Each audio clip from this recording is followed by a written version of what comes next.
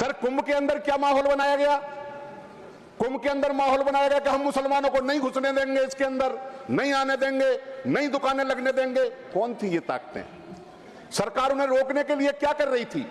कौन से मुसलमान डिमांड चार्टर लिए फिर रहे थे कि हम जरूर कुंभ के अंदर जाएंगे? किसको रोकने की बात कर रहे थे?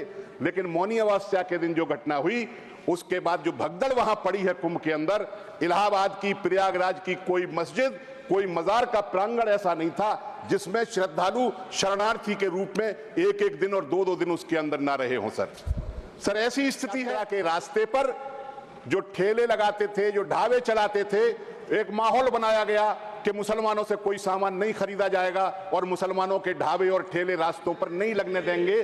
फलों की दुकानों पर, होटलों पर अपनी पहचान बताओ, आप कौन हो। अगर आप एक धर्म के हो तो हम आपसे खरीदेंगे, अगर आप हिंदू हो तो हम आपसे नहीं खरीदेंगे।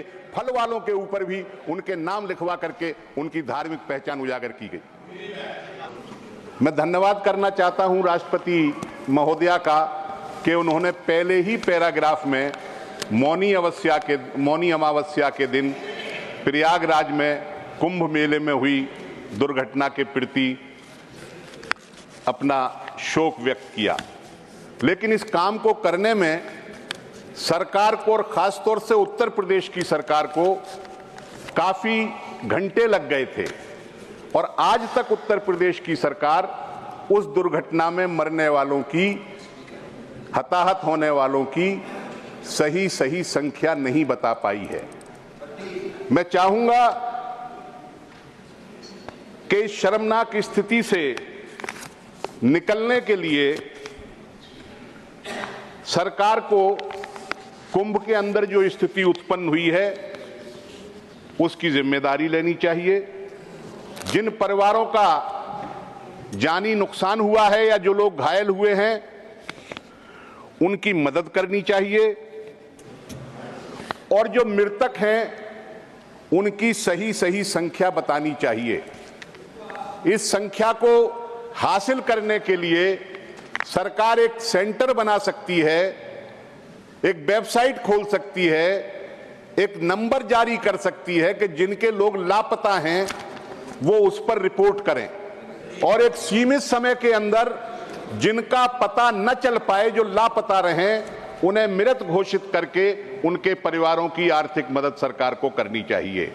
और मैं ये चाहता हूं कि ये काम उत्तर प्रदेश की सरकार के भरोसे नहीं छोड़ना चाहिए, केंद्र सरकार के भरोसे भी नहीं छोड़ना चाहिए, क्योंकि ये दोनों सरकारें उस स्थिति को बयान करने की स्थिति में नहीं है, बल्कि इनकी मंशा भी खराब है, ये छुपाना चाहते हैं। इसलिए ये काम भारत की सेना को देना चाहिए, जिस पर कोई उंगली नहीं उठा सकता है। सेना के हवाले इस काम को करना चाहिए।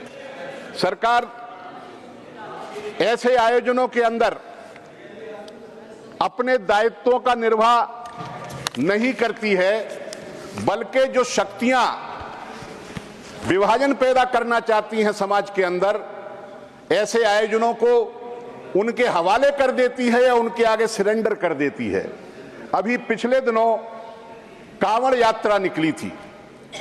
कांवड़ यात्रा कोई आज से नहीं निकल रही, कोई साल दो साल से नहीं निकल रही, सैकड़ों साल से, हजारों साल से, न जाने कब से कांवड़ यात्रा निकलती है।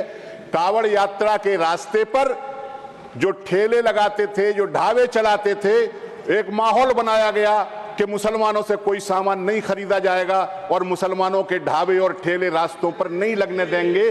फलों की दुकानों पर, होटलों पर अपनी पहचान बताओ, आप कौन हो। अगर आप एक धर्म के हो तो हम आपसे खरीदेंगे, अगर आप हिंदू हो तो हम आपसे नहीं खरीदेंगे।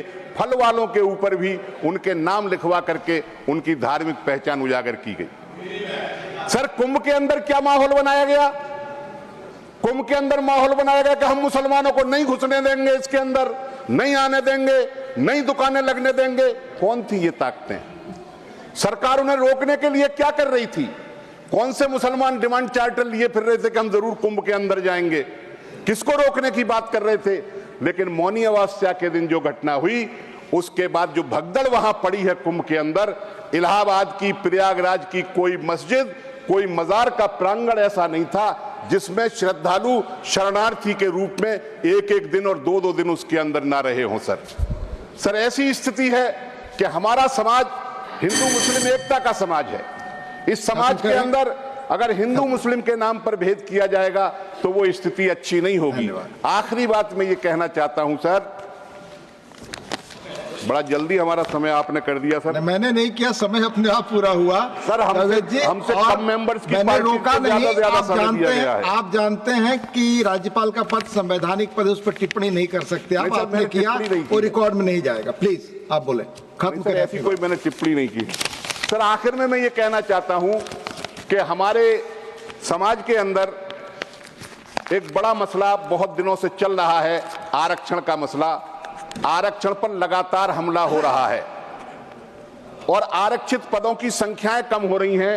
निजीकरण होने की वजह से जो नौकरियों की संख्या है वो भी कम हो रही है। हम ये चाहते हैं कि पिछड़े वर्गों की जो प्रतिनिधित्व है सरकारी नौकरियों में वो आबादी के अनुपात में दिया जाए। इस संबंध में सर मैंने एक निजी विधेयक भी पेश किया था, लेकिन सरकार ने उस विधेयक को भी बुलडोज कर दिया और उसे कार्यसूची से हटा दिया। माननीय केसरी देव सिंह झाला।